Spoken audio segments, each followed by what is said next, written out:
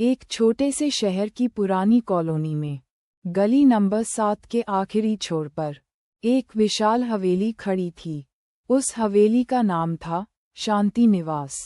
बाहर से देखने में वह भव्य लगती थी, लेकिन अंदर से अब सिर्फ सन्नाटा बसता था। हवेली की मालकिन थी कमलेश्वरी बेन, उम्र 70 पार, कद छोटा लेकिन नजरें तेज। उनकी आंखों में अभी भी जवानी की चमक थी, हालांकि बाल सफ़ेद हो चुके थे। उनके पति स्वर्गीय श्रीनिवास भाई बैंक मैनेजर थे। 10 साल पहले एक हार्ट अटैक में चल बसे। उस दिन से कमलेश्वरी बेन अकेली थीं। उनके 2 बेटे थे, बड़ा अजय अमेरिका में सॉफ्टवेयर इंजीनियर, छोटा विजय लंदन में डॉक्टर। बेटी राधा की शादी हो चुकी थी, वह पुणे में ससुराल के साथ रहती थी। साल में 1-2 बार फोन आता, कभी कभी वीडियो कॉल, लेकिन मिलना वह दुर्लभ था। हवेली में अब सिर्फ 2 कमरे इस्तेमाल होते थे, एक बेडरूम और एक किचन। बाकी कमरों के दरवाजे बंद, ताले जंग खा रहे थे। कमलेश्वरी बेन सुबह 5 बजे उठती थीं। सबसे पहले पूजा करती, भगवान की मूर्तियों के आगे दिया जलाती, अगरबत्ती लगाती, फिर गीता का एक पाठ पढ़ती। इसके बाद चाय बनाती। चाय हमेशा अदरक वाली, हल्की इलायची डालकर। वह चाय की चुस्कियां लेते हुए बालकनी में बैठतीं और सूरज को उगते देखतीं। पड़ोस की औरतें आतीं, कोई सब्जी मांगने, कोई नमक उधार लेने। कमलेश्वरी बेन मुस्कुराकर देतीं, लेकिन शाम ढलते ही वह फिर अकेली हो जातीं। टेलीविज़न देखतीं, पुरानी फिल्में, मुगल-ए-आजम, मदर इंडिया। रात 10 बजे सोने की कोशिश करतीं, लेकिन नींद नहीं आती थी। वह पुरानी यादों में खो जाती, शादी की रस्में, बच्चों का बचपन, पति का हंसना। कभी कभी आंखों में आंसू आ जाते। पड़ोसन शकुंतला बेन कहती, कमला, अकेलापन मार डालता है, कोई साथी ढूंढ लो। कमलेश्वरी बेन हंसकर टाल देती, अब किसके लिए, मेरी जिंदगी तो बच्चों के साथ बीत गई, अब बस गुजर रही है। लेकिन एक रात सब कुछ बदल गया। वह रात थी 15 अक्टूबर की। ठंड शुरू हो चुकी थी। कमलेश्वरी बेन ने रात का खाना खाया, दाल, चावल, एक सब्जी, बर्तन धोए, पूजा की मूर्तियों को प्रणाम किया और बेडरूम में आकर लेट गईं। लाइट बंद की। घड़ी में समय था 11:55। अचानक लैंडलाइन की घंटी बजी, पुराना वाला फोन, जो सालों से चुप था। कमलेश्वरी बेन चौंक गईं, उठीं, अंधेरे में टटोलते हुए फोन तक पहुंचीं। रिसीवर उठाया, दूसरी तरफ से आवाज आई, धीमी, कांपती हुई, लेकिन परिचित, माँ, मैं आ रहा हूँ, दरवाजा मत खोलना। आवाज थी उनके बड़े बेटे अजय की, लेकिन अजय तो अमेरिका में था। उसने पिछले हफ्ते ही कहा था, माँ, क्रिसमस पर आऊंगा। कमलेश्वरी बेन की सांस रुक गई। उन्होंने पूछा, अजय, तुम हो? जवाब में सिर्फ सांस की आवाज। फिर फोन कट गया। कमलेश्वरी बेन ने कई बार डायल किया, कोई टोन नहीं। वह रात भर जागती रहीं। सुबह शकुंतला बेन को बताया, वह हंस पड़ीं, सपना देखा होगा, बूढ़ी हो गई हो, दिमाग भटकता है। अगली रात फिर वही समय 12:07 बजे। फोन बजा। कमलेश्वरी बेन पहले से तैयार थीं। फोन उठाया, वही आवाज, माँ, मैं बाहर खड़ा हूँ, दरवाजा मत खोलना, कोई और है घर में। इस बार आवाज में डर था।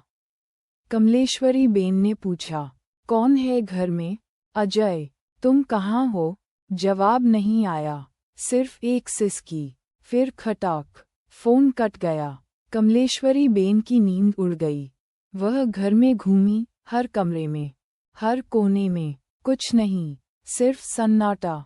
सुबह उन्होंने पड़ोस के लड़के राहुल को बुलाया, जो कंप्यूटर इंजीनियर था। राहुल ने फोन चेक किया, बोला, आंटी, ये लाइन डेड है, कोई कॉल कैसे आ सकती है?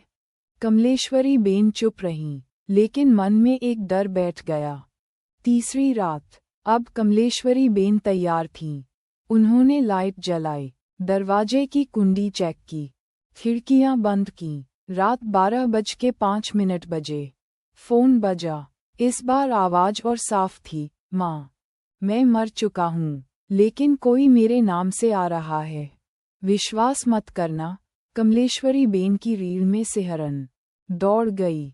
उन्होंने फोन पटका। दिल जोर जोर से धड़क रहा था। वह अलमारी में गईं, एक पुराना बॉक्स निकाला। उसमें था उनके पति का रिवॉल्वर, लाइसेंस वाला, सालों से बंद, लेकिन कारतूस अभी भी थे।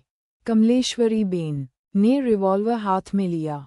ठंडा, भारी, वह बेड के नीचे छिप गईं। रात भर जागीं। सुबह राहुल को फिर बुलाया। उसने कहा, आंटी, ये हैकिंग हो सकती है। कोई आपका नंबर क्लोन कर रहा है। पुलिस को बताओ। कमलेश्वरी बेन ने मना किया। अभी नहीं, पहले पता करो। चौथी रात। अब डर सच लगने लगा। कमलेश्वरी बेन ने कुछ नहीं खाया, सिर्फ चाय पी। रात 11:30 बजे उन्होंने अपने असली बेटे अजय को फ़ोन किया, अमेरिका। अजय ने उठाया। माँ, सब ठीक? कमलेश्वरी बेन ने सब बताया। अजय घबरा गया। माँ, मैंने सुना है वहाँ एक गैंग है। बुजुर्गों को टारगेट करते हैं, फ़ोन हैक करते हैं, डराते हैं, फिर लूटते हैं। तुम दरवाज़ा मत खोलना, मैं टिकट बुक कर रहा हूँ। कमलेश्वरी बेन ने कहा, नहीं बेटा, मैं संभाल लूँगी। फ़ोन रखा।